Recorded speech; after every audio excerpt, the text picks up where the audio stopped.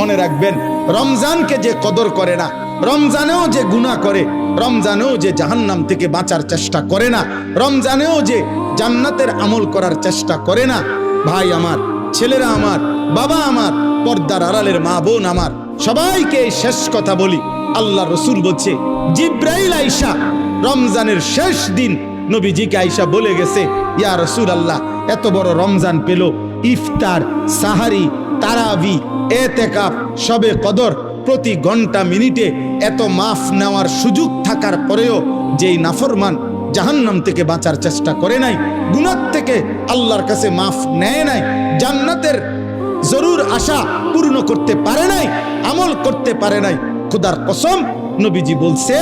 জিব্রাইল আইসা বলছে, ইয়া রাসূলুল্লাহ, এমন নাফরমানের উপরে আল্লাহর লানত, আল্লাহর লানত, লানত, লানত। নবী বলছে আমিন।